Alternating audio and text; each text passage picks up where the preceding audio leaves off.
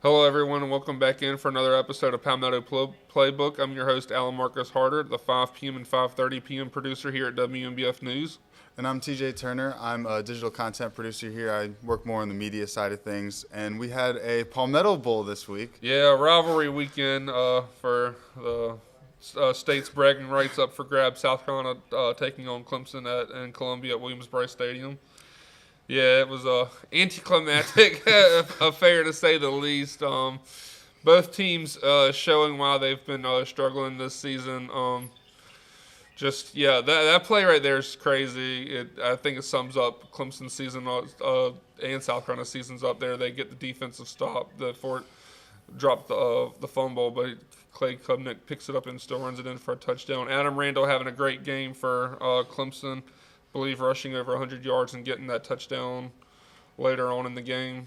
It was just. We all knew South Carolina has struggled a lot. Both teams struggled a lot this season, and I guess it was just a battle of which team sucked the least. And on Saturday, it was Clemson. They played better. They deserved that win. South Carolina's offense just couldn't get things going. They had two explosive plays in the first half. That long touchdown pass from Sellers to Nick Harbor for like 50-something yards for the touchdown to tie things up at 7. Later on in the second quarter, Sellers finding Vendrevis Jacobs for a deep pass, jumped over the defenders, got the ball, and then was able to run away for another 50 yards into the end zone for another touchdown to tie things up at 14. But ultimately, it was Clemson that took care of business in the second half. Another tale for South Carolina this season. This is like, I can think of a handful of games where they've scored no points in the second half, I believe. The Vanderbilt game, Vanderbilt, Oklahoma, Clemson, Texas A&M game.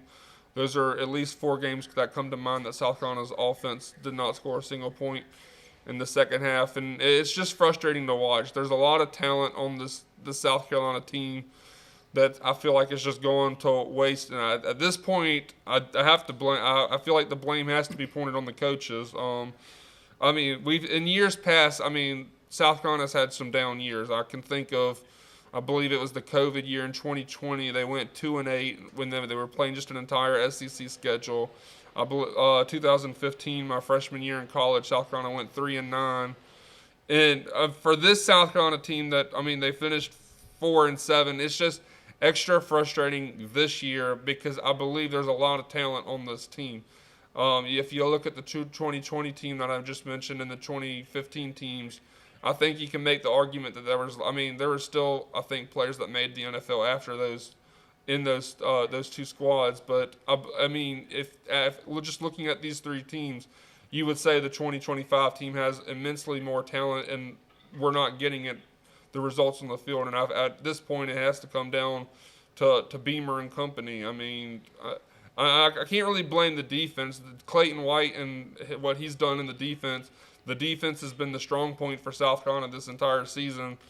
I can't really fault him. The defense has played well. They've kept South Carolina in games that they really shouldn't have been in. If they just had a competent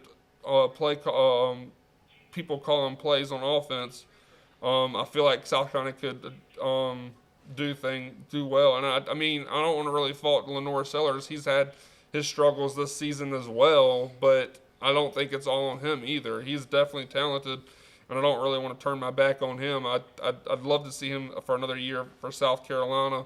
If you look at what he did last year compared to this year, obviously there was a massive fall off, but I don't think that's really on him. I feel like we're not really using him to his potential. We were trying to make him a pure pocket passer for most of the season, limiting his ability to scramble out of the pocket. There's still a lot of potential with him, and I want South Carolina to use him to the best. We'll see what happens if he goes to the draft, if he comes back for another year, or if he transfers, or anything like that. But it's just frustrating for the South Carolina team. They could have done. They started the preseason top 5, 12th in the country, and just how far they've gone down this year. Shane Beamer has to get this offensive coordinator hire right this coming year, or he'll be packing his bags next season, if I'm being honest. there's just a lot that needs to be fixed right now. And, I mean, fair play to Clemson. They've had their struggles as well from the get-go this season. But they've turned things around. I think this was their fourth straight win in a row. They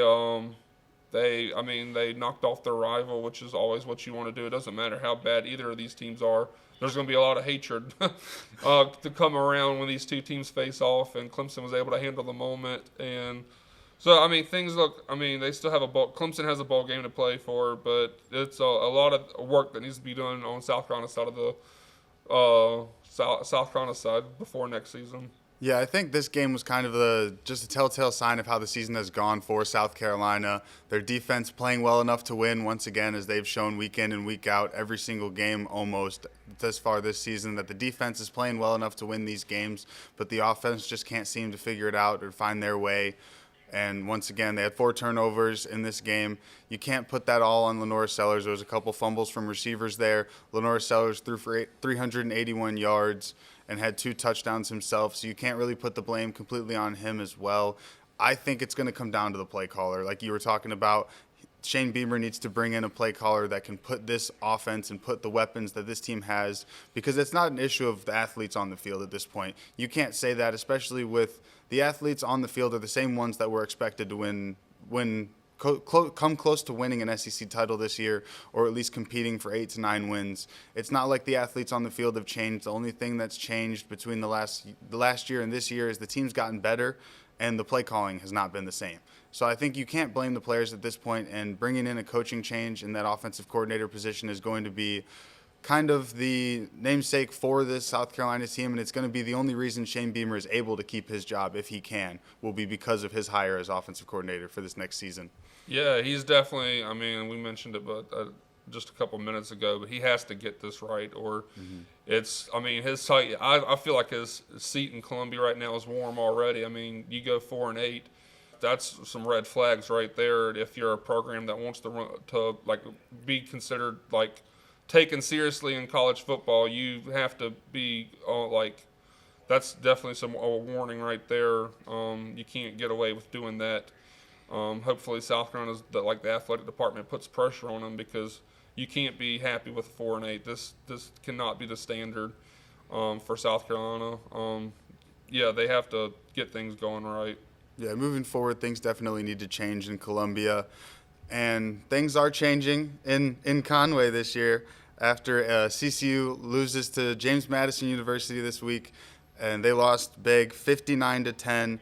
JMU, this was a big game on the ground for JMU and a big game for JMU's run defense, as JMU rushed for 286 yards and Coastal Carolina ended the game with negative rushing yards. They ended the game with -5 yards, and it was far higher than -5 throughout that game. It was just, Coastal just couldn't get anything going. Yeah, I mean, just given how much Coastal has been struggling the past couple of weeks since Samari Collier went out with an injury. I was actually kind of surprised early on in this game how close. I mean, they were still losing, but Coastal was still staying relatively close. I believe. But the Coastal's defense just showing how much of the struggles they've been the past couple of weeks. Once again, giving up a lot of points. This week it was 59 points to James Madison, which, I mean, James Madison they're a really good team competing for that possible opportunity to play in the college football playoffs. Right now they're on the outside looking in. They needed to win this game to keep their hopes alive, and that's exactly what they did off a big second half from the Dukes. This is a matchup that has not gone Coastal's favor since James Madison joined the Sun Belt. This was James Madison's 4th straight win over Coastal since they joined the conference in 2022. And honestly, none of these games in the past 4 years have been close. I did the math right before we started recording. James Madison has an average margin of victory of 40 points of beating Coastal Carolina every time they've met since they joined the conference. Coastal if we look way, way, way back, Coastal did knock off James Madison in 2005 when both teams were playing FCS football. This is Coastal's 3rd year playing as a football program, knocking off then number 1 James Madison in Conway in the FCS. I have to mention that because that was a really that was before I really started watching Coastal football, but I've seen some of the highlights and the Tyler Thigpen pass to Jerome Simpson late in the game, the one-handed catch, Mike Tolbert doing his thing. Hopefully Coastal can get back to those days where they can knock off a James Madison team. But, yeah, I wasn't surprised at the result of this game. I kind of figured that, but I was kind of surprised that they went in the direction of firing Tim Beck. No one, if you're a Coastal fan, no one would be happy at how this season is going. With the 6-6 record, you can't be happy with that. But I felt like he did enough in that 4-game stretch where they put together 4 straight wins. They were in contention for possibly playing in the Sun Belt Championship game, but then that fell apart against Georgia Southern. I thought he did enough in those 4 games to maybe get another year opportunity, but I can't really fault Chance Miller for doing what he did. The results really haven't been there since he took over 3 years ago. I believe he finished 8-4 his first year, 6-7 last year, and now 6-6. And I liked what Chance Miller said, that like their mindset is to be a team that competes for the Sun Belt Championship and possibly a spot in the college football playoff. And I like that. I like hearing that from Chance Miller. Like, we're not settling for mediocrity here in Conway, and that's a good thing to hear from your athletic director. I mean, you want to get back to how Coastal was when they were under Chadwell, being ranked in the top 25, being in that spot, playing for possibly qualifying for the Sun Belt Championship game, and like we said, possible playoff spot. But I like that mindset from Chance Miller, and we'll see how it plays. I mean, there's a lot of work to get things right, and this hire will have to be massive. But I believe Chance Miller is the right guy to go out there and find a good coach for Conway or Coastal. Yeah, this season was such a roller coaster for Coastal Carolina. After the first 3 weeks, me and you were talking about maybe he was going to be fired then, and then he rattled off 4 straight wins, and we were talking about them potentially competing for the Sun Belt Championship, and then the wheels fell off again, and now all of a sudden this fire comes at the end of the season. And it is the start of a long line of firings and hirings that have started in this college football offseason, moving over, starting with JMU, who's also been in talks with their head coach moving over to UCLA, which hasn't happened yet. There's just been some reports of it. I believe he's going to finish out the season, at least the Sun Belt Championship. Yeah. And then if they're going to be given a chance at the college football playoff, I believe he'll stay for that. But there's been talks about him going to UCLA. And then obviously the one everybody's talking about, Lane Kiffin. Lane Kiffin going from Ole Miss to LSU in typical Lane Kiffin fashion. Making everything about himself. That's exactly what Kiffin is known to do. Yeah, he did the same thing when he left Alabama. He left right before the national championship game, went to FAU. He's made a few stops before then, coming into Ole Miss now, being there for 6 years, and then leaving before the end of the season, doing all these interviews, talking about how the team wouldn't let him keep coaching and all these meetings and things going on. It's become a soap opera at this point. Yeah, I mean, this is definitely Lane Kiffin's bread and butter, getting all the attention on him. And, I mean, I'll play devil's advocate here. I think this just shows that the NCAA needs to be changing the rules as to how the coaching carousel goes. Coaches shouldn't be able, and players for that matter, shouldn't be able to be talking about what they do next season while the season is still going on. These conversations should be happening after the season over. I can think about the reason why Jamie Chadwell leaves a bad taste in my mouth as a Coastal fan is, do you remember that 2020 season when they were undefeated? They had a chance to do some historical stuff in the postseason, but the reports were coming out that Chadwell was interviewing for head coaching jobs before they played Troy in that Sun Belt Championship game, and they ended up getting demolished by Troy. And this may have been 2022, not 2020. But yeah, I think I got my years mixed up. But yeah, this is definitely something that needs to be fixed. Coaches should not be, and I feel like it's coaches abandoning their players. These players have put all the work in to get these coaches in that position anyways, and the fact that you're going to leave before the season is even over is kind of crazy. And I mean, I can't fault, I guess it's. I mean, under the current rules, it makes sense as how things have played out. But these rules need to be changed. Yeah, something needs to change in college football. You can't have players looking at leaving teams before the bowl game. You can't have players sitting out because they're going to transfer. You can't have coaches leaving before bowl games happen. They need to move around the windows because you've got the transfer window that happens now. You've got the transfer window that happens in the summer. You've got all these different windows where players can leave, change schools, go do whatever they want to do. There's no limits on the transfers at this point. There's no limits on anything. You've got coaches.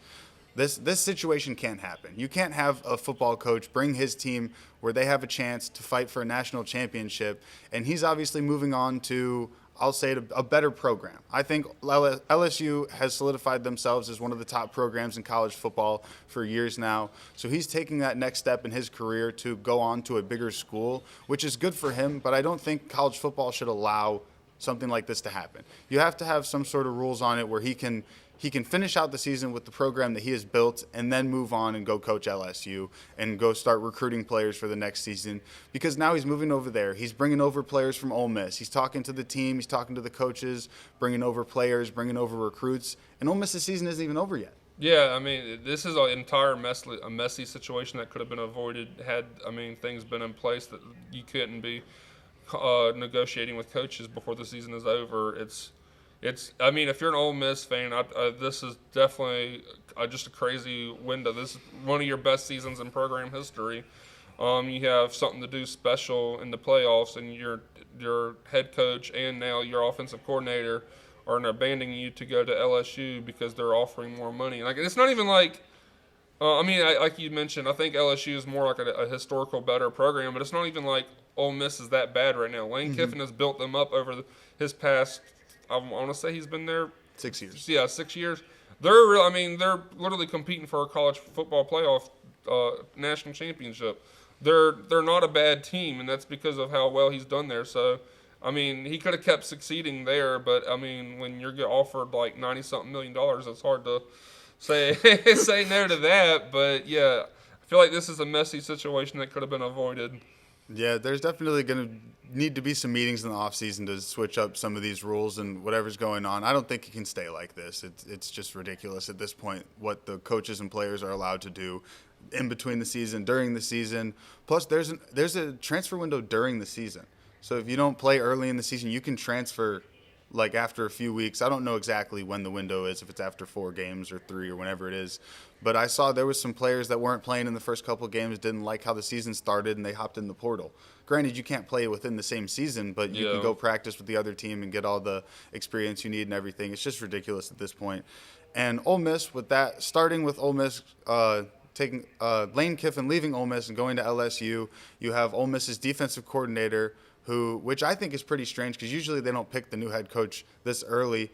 They usually will have an interim and then pick the new head coach. But Ole Miss has decided to go with their defensive coordinator and just move him straight up into the head coaching position as the actual head coach, not as an interim, which I thought was pretty interesting. Yeah, given how this entire situation has played out, I guess Ole Miss have known for a couple weeks now. It was about like halfway through the season, Lane Kiffin's name was being tossed around for opening head coaching jobs.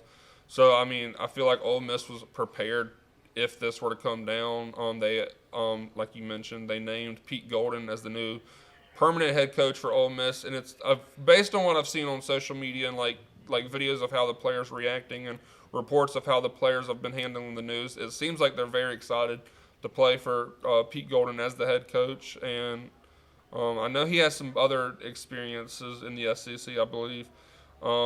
So we'll see how he does there. It's definitely tough shoes to fill, but it seems like he's got the team's support. Yeah, it seems like he's definitely got that locker room rallying behind him. And I think the team and the fans are pointing a little bit of their anger towards Lane Kiffin, where they're trying to win this season to prove him wrong or something. But I honestly think that the kind of animosity needs to be pointed at where college football is at, not necessarily Lane Kiffin. Granted, he did have an opportunity to finish out the season before he went to LSU, but with the way that college football is right now, he needs to go over there, start recruiting, and get everything set for next season because the recruiting window's open now and he needs to start picking up recruits. So I think that blame needs to be pointed at college football as a whole. and not really necessarily at Lane Kiffin himself, because he's just honestly doing what's best for his career at this point. Yeah. And I think college football is where the real blame needs to be pointed right now.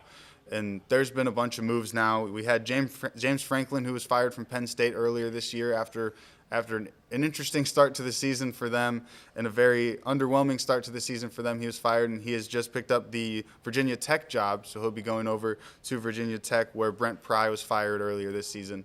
Yeah, I think this is a good move for James Franklin. Virginia Tech had definitely struggled this entire season. One of the few teams South Carolina actually beat this season. But yeah, Franklin is still a really good coach. I know coaching at Penn State's not an easy task to do. He just had a few tough weeks, and they were never able to win that big game. And when you're at Penn State, all it takes is a few games to go wrong, and you're out of there. They're like another historically really good program. They're not going to take mediocrity as well. So we'll see how that plays out at Virginia Tech.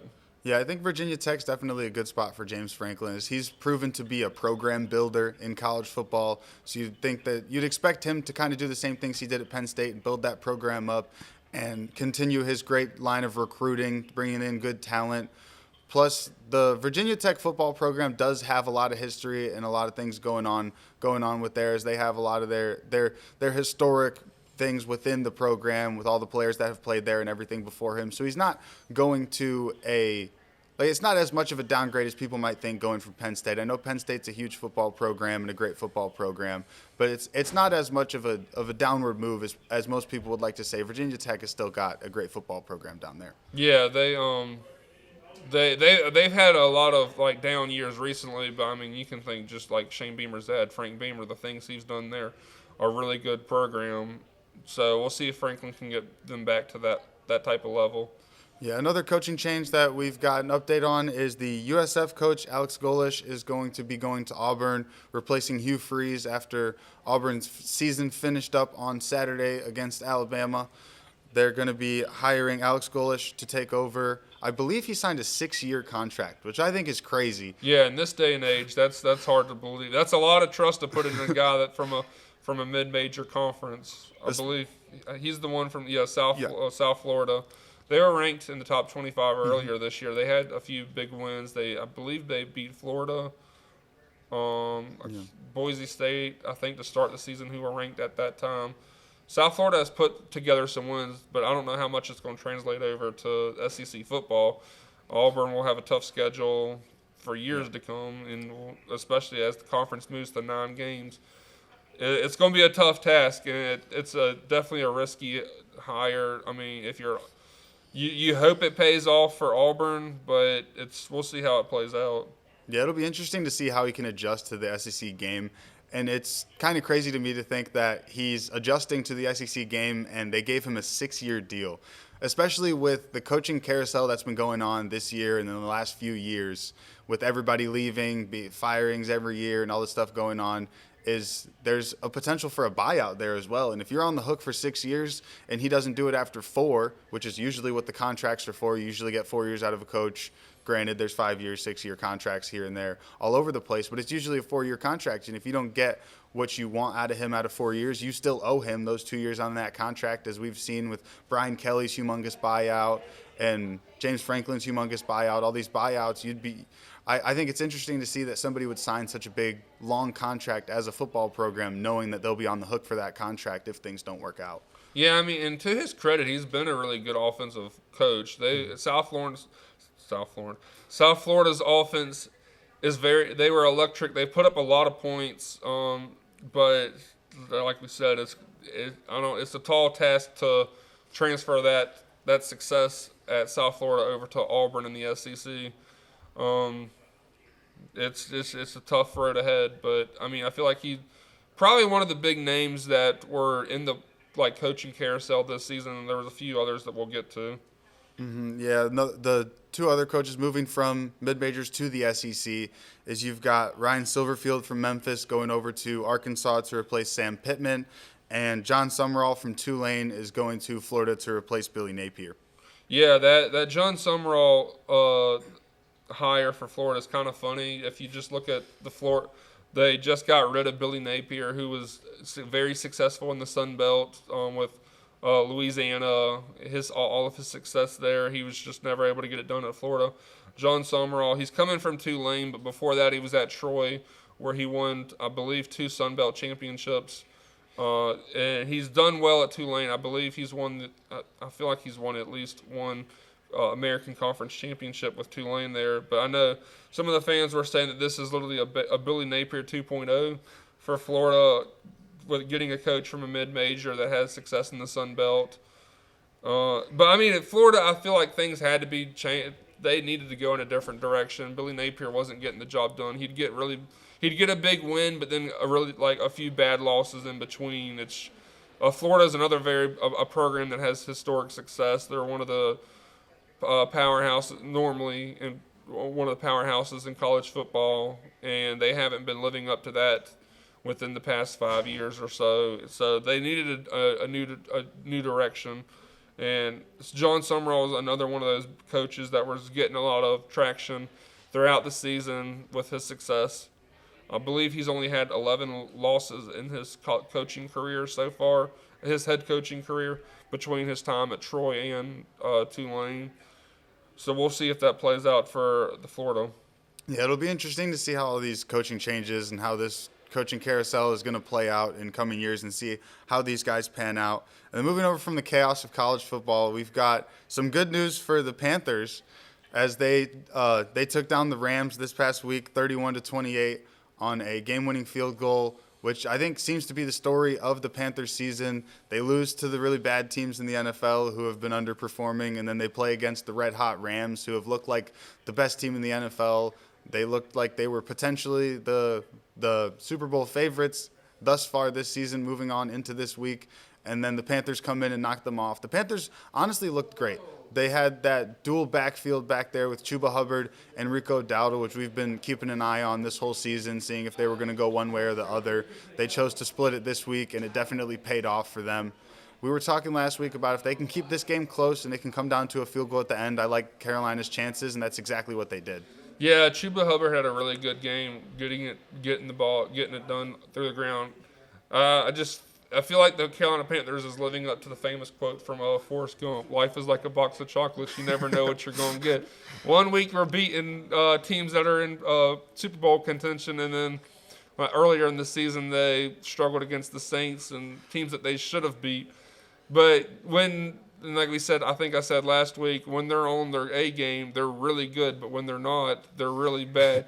This Sunday just happened to be one of those days that they were on their A game and they played really well, getting the upset win over the Rams, probably one of the Panthers' biggest wins in franchise history within the past 5 or so years, since their Super Bowl appearance. Well, that was about a decade ago.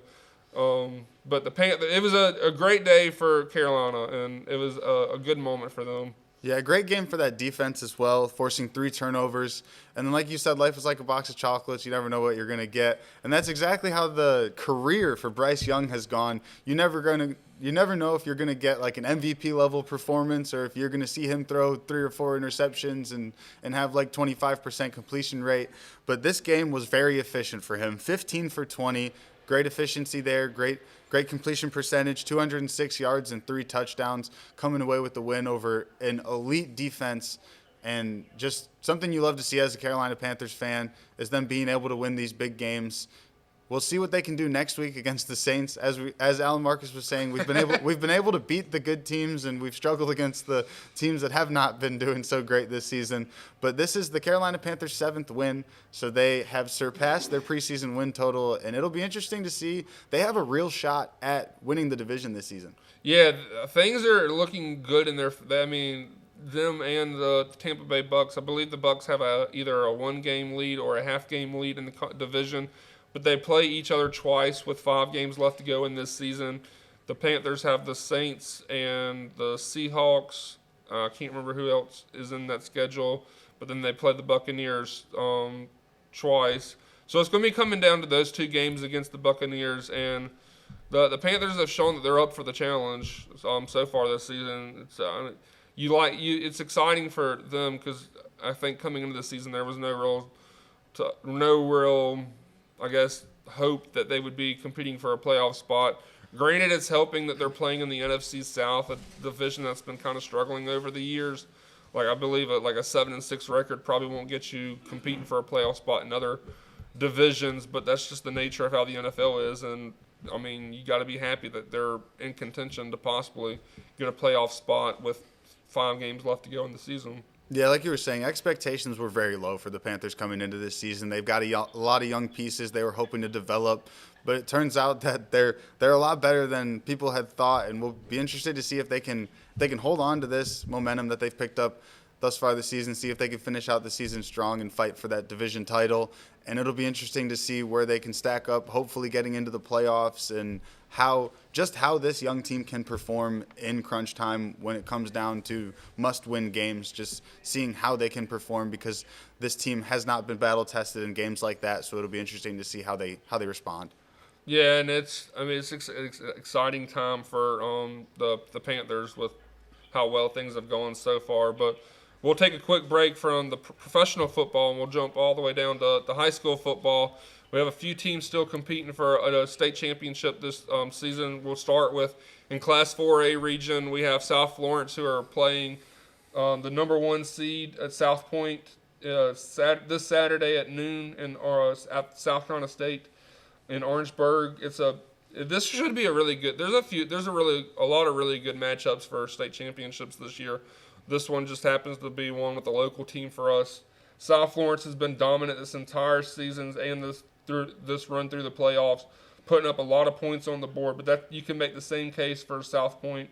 South Point's coming off of a 40-0 win over West Side, which is a familiar face for South Florence. South Florence has been battling West Side the past couple of years for that Class 4A championship. South Florence is, like we've mentioned, they're a really good team. I like their chances if, this Saturday in that championship game. We have one more local team that's left in the competing for a state championship. We'll jump all the way down to Class 1A. We have Lamar in the PD actually winning the upper state bracket. They beat Louisville 48-27. They'll be going up against Bamberg Earhart. I wrote down the wrong team here, but they're playing Bamberg Earhart also this Saturday at 4 p.m.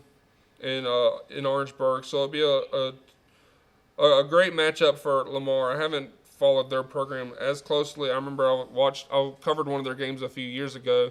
They're another program that has some success. We'll see if they get the job done. Granted, these teams aren't in our market, but there's some other really good matchups this weekend. We have Dutch Fork taking on Summerville. Those are really 2 historically really good programs in South Carolina. That should be a fun matchup to watch. Like I mentioned a couple episodes ago, Dutch Fork is basically the Alabama of high school football. In South Carolina, this is their 10th straight season making the state championship game. They're definitely a team you never want to face up against when the title's on the line.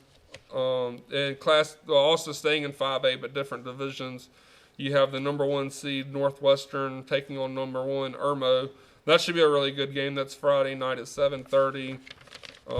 Hopping down to 3A, we had Loris this past weekend, or past Friday.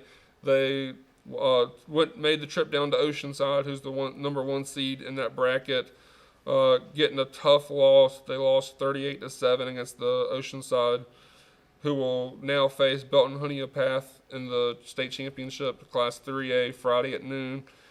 And I mean, this is I'll take this time to mention for Loris, this was a historic season. I believe it's probably like their most wins in a single season for Loris. The things that they've done under this season with like Moon Gerald at quarterback, they've had an explosive offense. They've been very fun to watch. They went up against a tough Oceanside. Oceanside is one of the best teams in South Carolina, regardless of what class you play in. They're really good at putting talent on the field. Like I said, they're like one of the IMGs of South Carolina, IMG Academy of South Carolina, of just how they get their talent. It's going to be a tough test for them to upset Oceanside, and unfortunately they weren't able to get it done. But their season comes to a close. But Loris was definitely a fun a team to watch. So as of right now, we just have South Florence in Class 4A and Lamar in 1A, and we'll see how that plays out this weekend. Yeah, state championship weekend's always fun, no matter where you're at, no matter who's playing. You've got great matchups all across the state. Being able to play in a big stadium, which is just a great experience for those kids, for the fans, parents, for everybody to see. Getting to play in that college atmosphere for the first time for a lot of these guys, it's just a great weekend.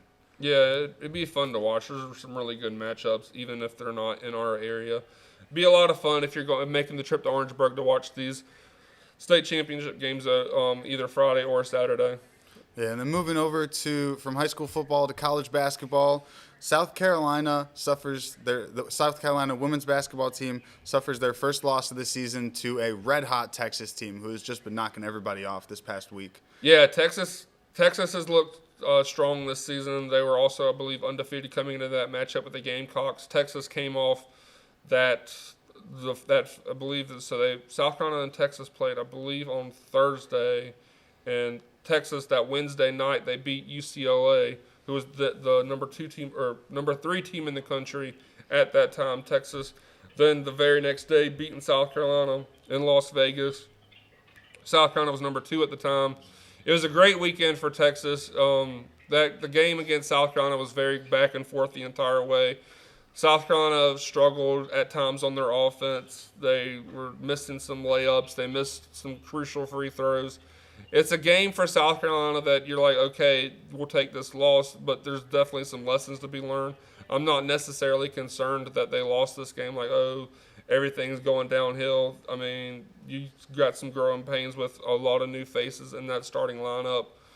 But it's definitely some lessons to be learned. And, I mean, if you think about how last season played, this is a team that you will see later on in the line. Last season, South Carolina played Texas 4 times. They split the regular season series. South Carolina won at home and Texas won on the road. But then South Carolina beat them in the SEC championship playoffs, and then they beat them in the Final Four in the NCAA tournament. So this will be if you even look on the schedule, South Carolina play Texas at home later on in conference play. So this is a team that you'll have your chance to get your revenge on them. It's a tough pill to swallow, but fair play to Texas. They made some tough shots down the stretch, and they came out with that win. But this is a South Carolina team that should be able to learn from those lessons, and come back stronger for it. Yeah, South Carolina, this women's basketball team is going to be a team that we see in March. They're going to go make a deep run in the postseason, as they always do under Dawn Staley with that program that she's built. And Texas, another team that's coming up, they obviously knocking off the number 3 team back-to-back, knocking off the number 2 team as well, being able to come in and beat them. Obviously, that rivalry that they kind of built last year with those 4 matchups. It'll be interesting to see when they play again this season, and it'll also be interesting to see if these 2 teams match up again in the tournament and in the postseason. Yeah, with how things have shaken out so far, it wouldn't surprise me to see more matchups with these 2 teams, at least in the SEC championship. Maybe we'll even get it in the NCAA tournament, depending on how the bracket shakes out. But it's definitely, I guess, growing into a little rivalry between the 2 teams. So at least the past 2 seasons, with just how many times they faced. And I mean, I don't want to take any credit away from Texas. They played really well. And they're going to be a really fun team to watch as well. They got some talent on that team as well. And then the men's teams for South Carolina and Clemson are both off to good starts to the season, with South Carolina's men's team being 5-2 on the year and Clemson's men's team being 7-1. But Clemson has a tough matchup coming up with Alabama on Wednesday, which would be the night that this episode comes out. So you guys will be able to watch that one on the night you watch this. And that's going to be a tough matchup. Alabama, number 8 team in the country right now, I believe. I don't think the rankings have updated since that loss to Gonzaga just quite yet, so they might drop just a little bit. But they're still one of the best top 10, top 15 teams in the country, so it's definitely going to be a true test for that Clemson men's team.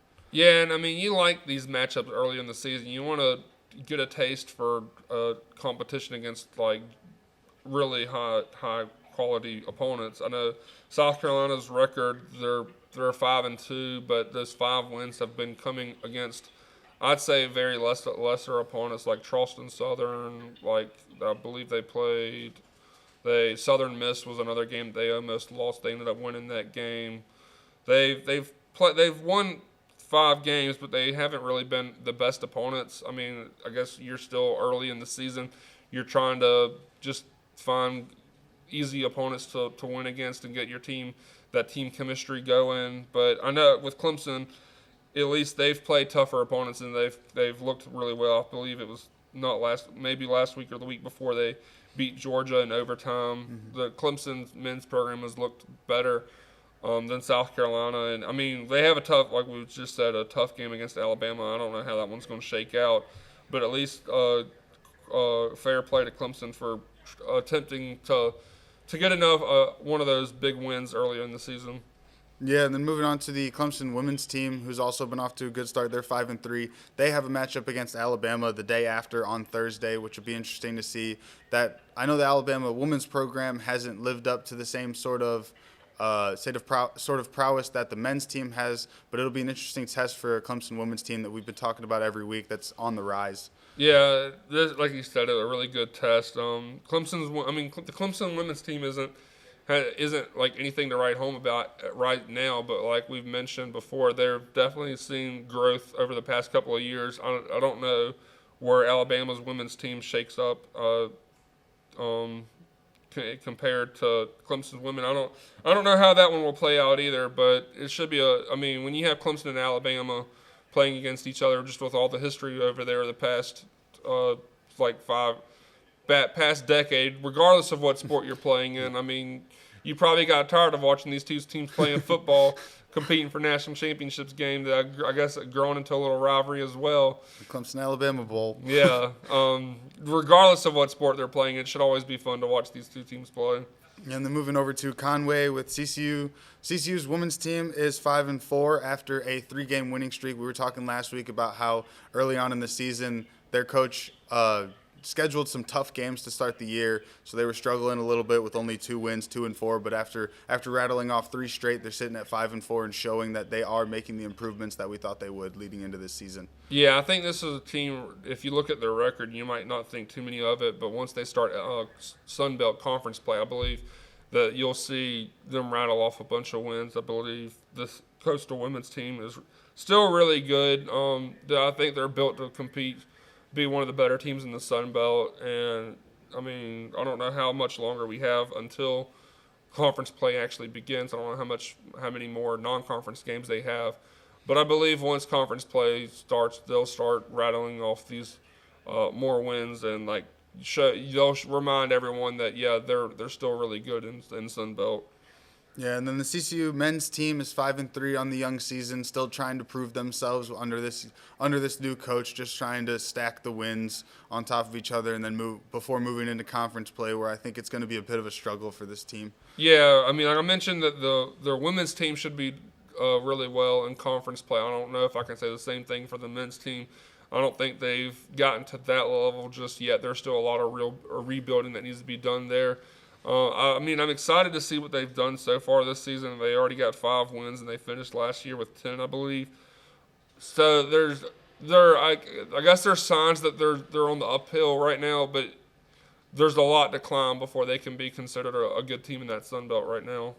Yeah, and then moving over from college hoops to the NBA, the Hornets continue to struggle. They're 6-14 now on the year with. At this point, this rebuilding team, we've talked about it, all their young pieces each week, that they're just fighting to probably look at another potentially high lottery draft pick in this year's draft.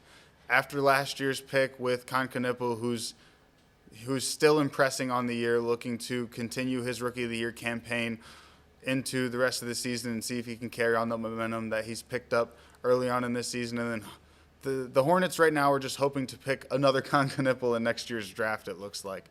Yeah, I think it's clear at this point that they're going to be one of the bottom half teams in the NBA. They got a lot of young talent, but so far they haven't put together the final pieces to get like a veteran presence or anything like that to actually lead this team to get wins.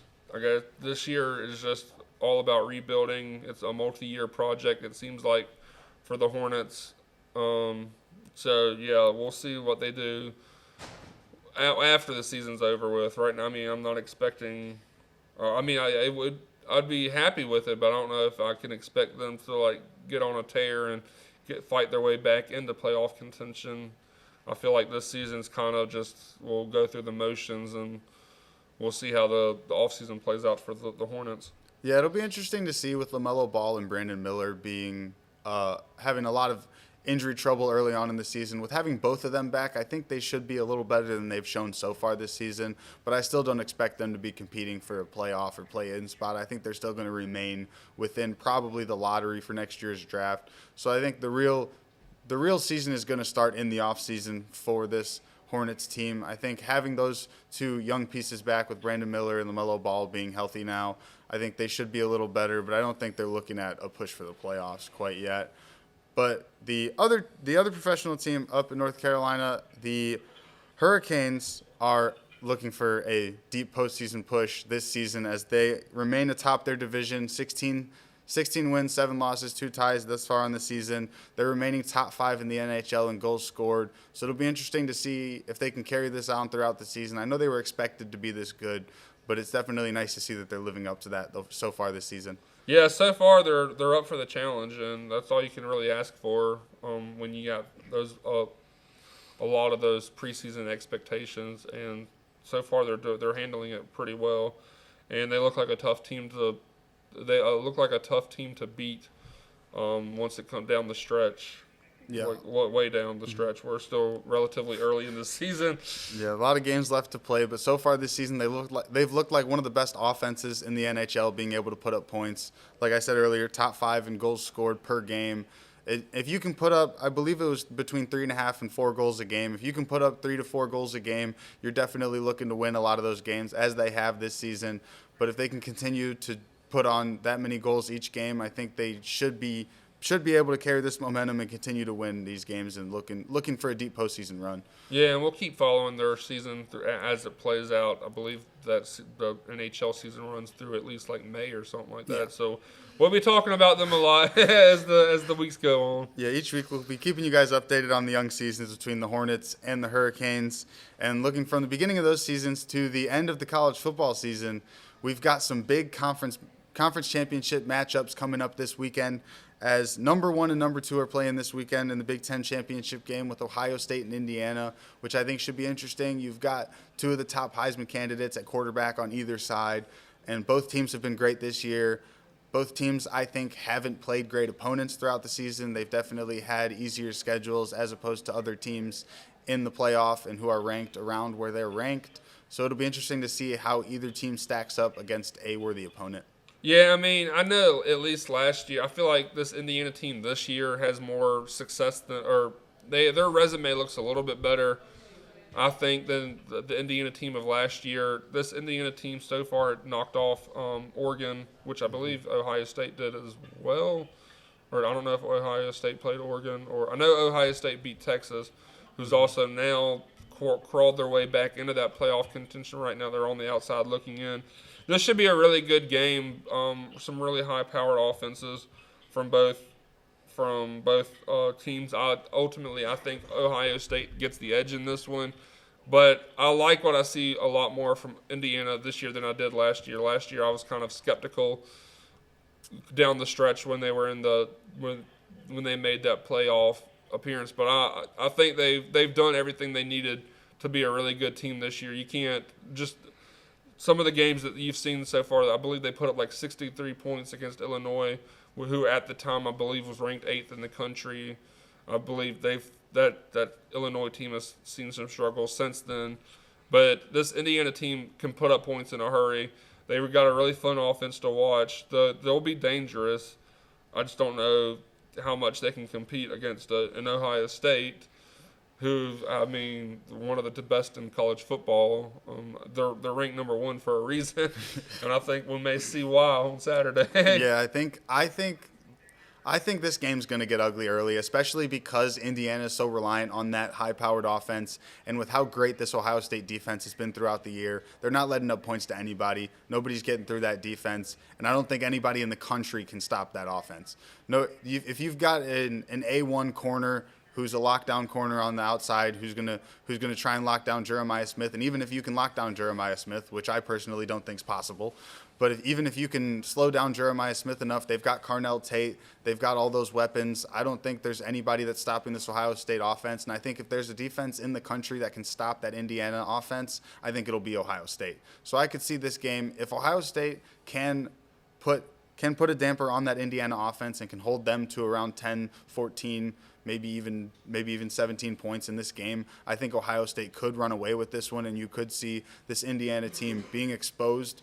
for the weak opponents that they have played this season. I know they have that big win over Oregon, but besides that big win over Oregon and that win against Indiana looked good or against Illinois looked good at the time, but as the season has gone on, that win against Illinois has gone lower and lower on the rankings as an important win. So it'll be interesting to see if this Indiana team can truly live up to what people think they are, and they can prove that they belong here in college football as one of the premier teams.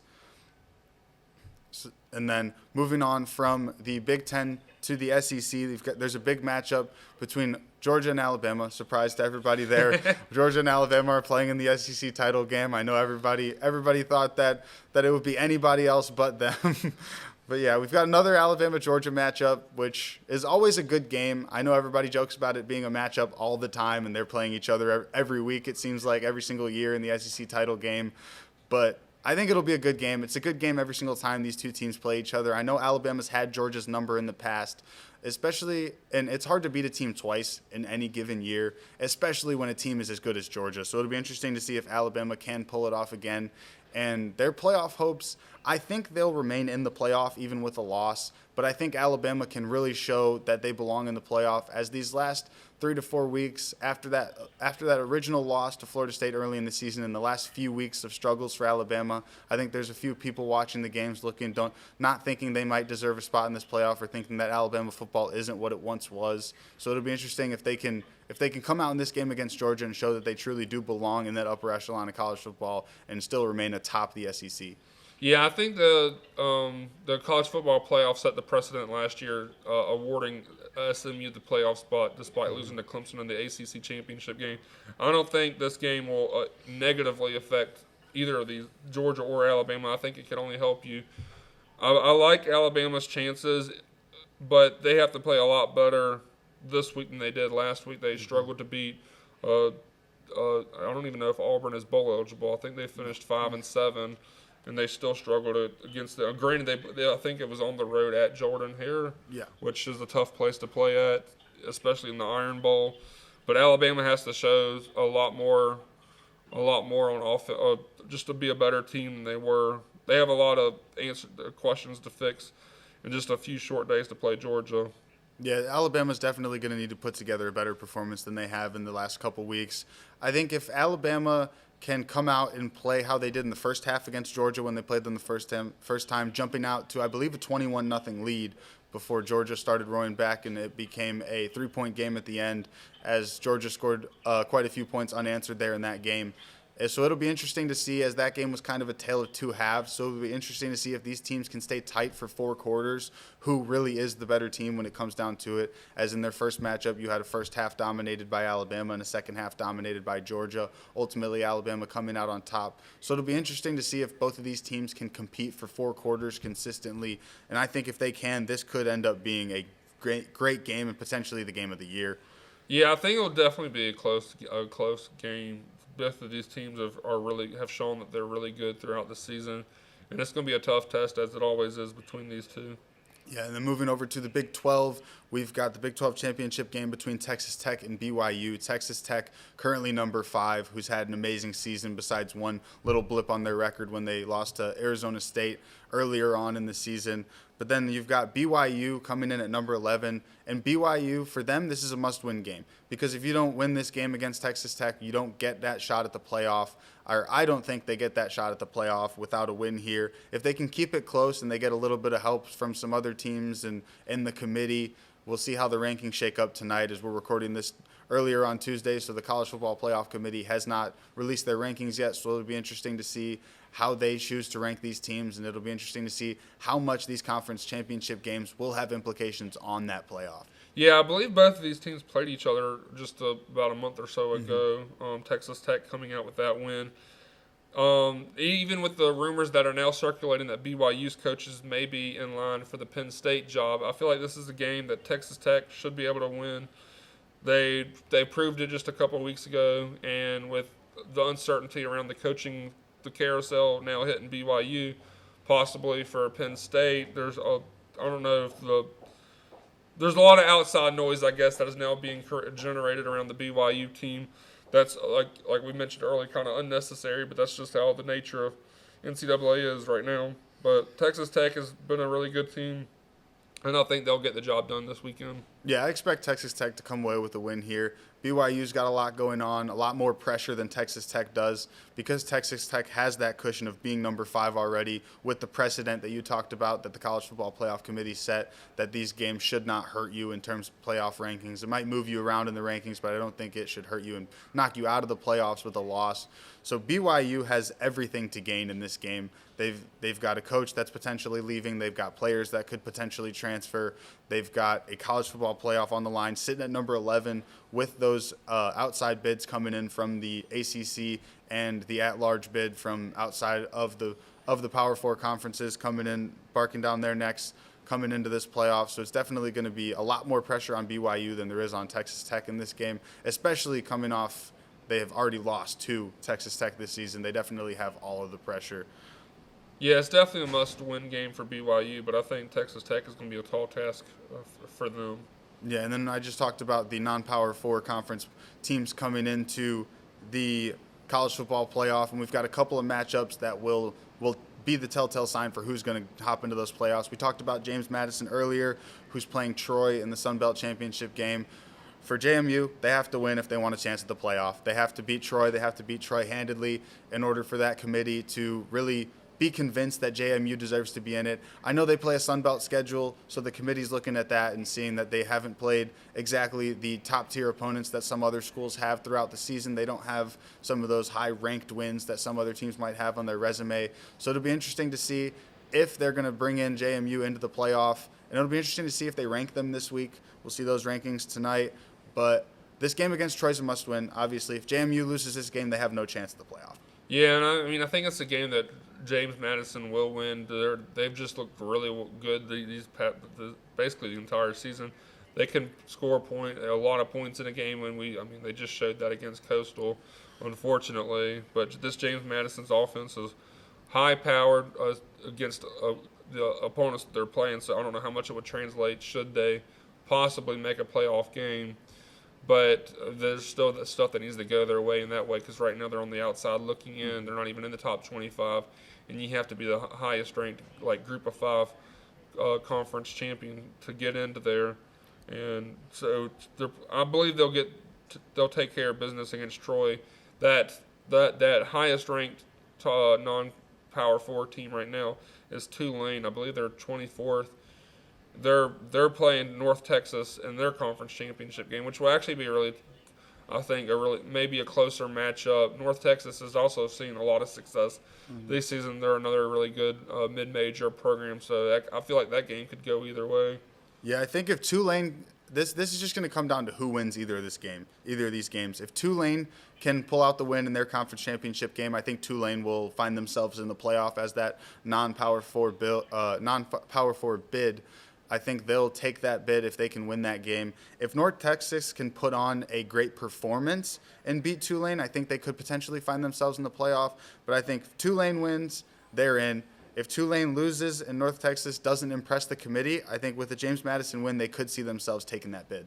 Yeah, it'd be interesting to see how this shakes out, because I feel like all three of these teams are really close together. Right now it's Tulane in the lead, but who knows what the playoff rankings will do tonight or after the conference championship games. But we'll definitely keep following these conference championship weekend and the rest of our sports around the Palmetto State, and we'll keep you updated for weeks to come. right here on Palmetto Playbook. Make sure you like, comment, subscribe. But until then, thank you for joining us, and we'll see you back next week.